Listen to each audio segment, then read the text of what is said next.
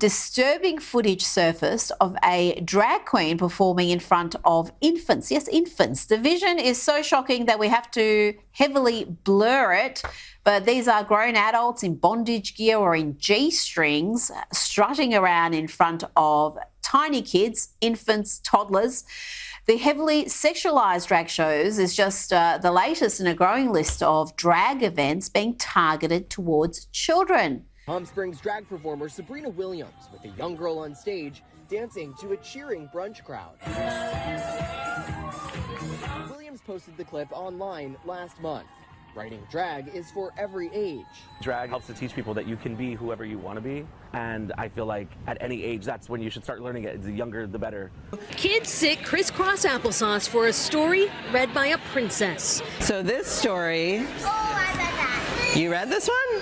Look closer though, that princess is in drag. Kids love me. They all want to take pictures with me. This is Princess Anya. When he's not dressed up like this, his name is Brandon James. I'm a girl. I'm a girl. Drag queen story time catching on in cities across America. James is hoping to bring it to Charlotte and got the paperwork from the library to apply. But he may not have the support he hopes. Just look at the NBC Charlotte Facebook page. Many people saying they would leave the library if they saw a drag queen reading to kids. James hopes to open books for kids and minds of everyone. Well, welcome back. Outrages are up to across America's drag queens leave nightclubs to take over libraries and schools for drag queen story hours for kids. The events have become so controversial, but a third of US states are debating laws that would make it harder to perform in drag at all. The latest frontier in the culture wars has now reached Britain's shores, with protests erupting and drag events for kids at the Tate Museum and a South London pub. Where this school is having on Wednesday a drag storytime event where they've invited drag performers to come in and read to the kids. This school goes from kindergarten to grade 8. Drag queen and you know it, shout. Free Palestine!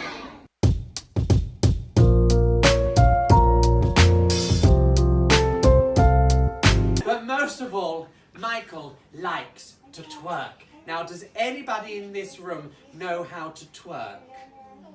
Okay, and I'll show you at the side so you get a better view there. And you're crouched down into this sort of position here, so your bum's sticking out. I hope you're taking this all in. And then you just move your bum up and down like that, and that's twerking. All right, I pledge my heart. To the rainbow.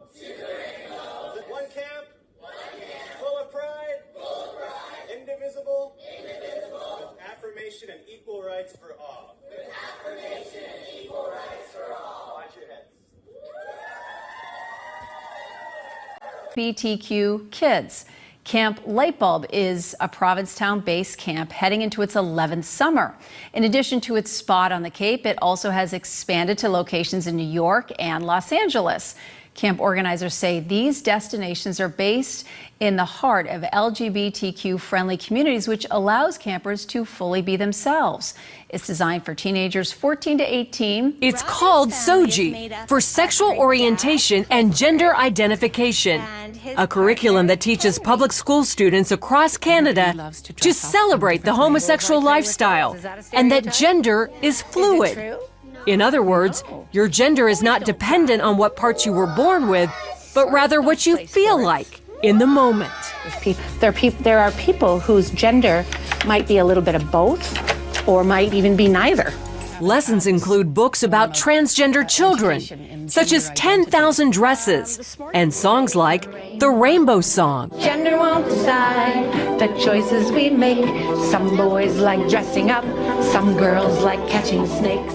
The SOGI curriculum started in British Columbia in 2016 and is quickly spreading throughout Canada. I just thought, who decided that this was okay to teach our children? Author and inspirational speaker Laura Lynn Tyler Thompson is a leading voice against the SOGI curriculum. And we are seeing the results of that now because some kids are reacting very emotionally and saying, and they're in fear. Will I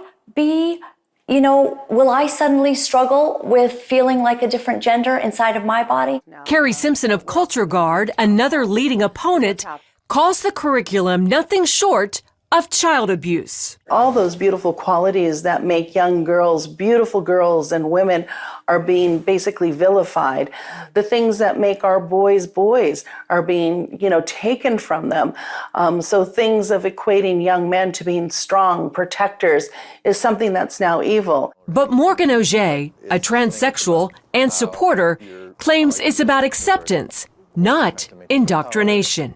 The idea is to teach kids that there are gay kids and there are trans kids and there are trans parents and gay parents in our society, and everybody's wanted and desired. After all, that's what our human rights code says. Simpson disagrees, saying she sees Soji's real goal as altering our culture from a heteronormative society into one where anything goes, no boundaries, no values, no morals. It's a hedonistic cult, basically, what they're implying. Another blaring example, drag queen story time.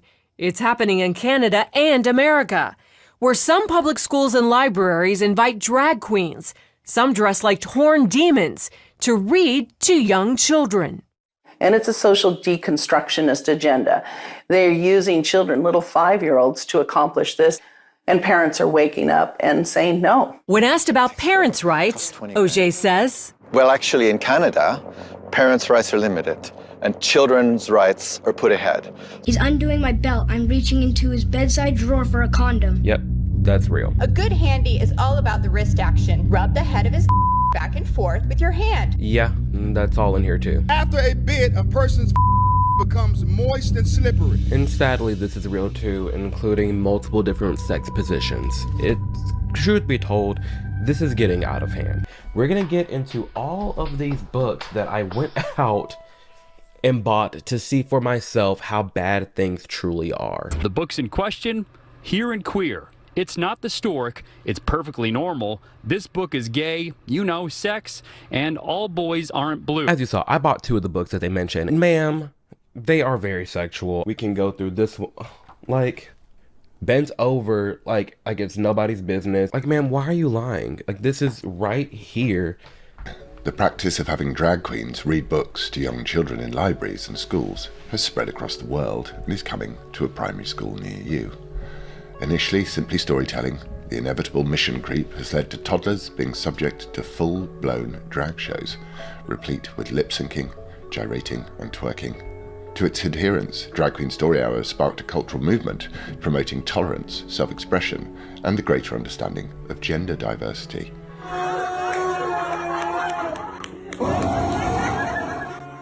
Yet for many parents, exposing children to adult entertainers is too much, far too soon. And, as is so often the case, it has become a new battleground in the culture war.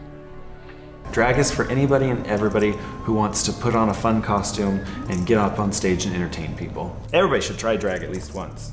It's really fun. Even kids? Yeah, there's actually quite a few kids that are starting to do drag. The Story Hour was a great success, and before long, similar events started popping up in other American cities before expanding right across the United States and eventually the globe. It's easy for children to find on social media, and children look up their names. They will find this.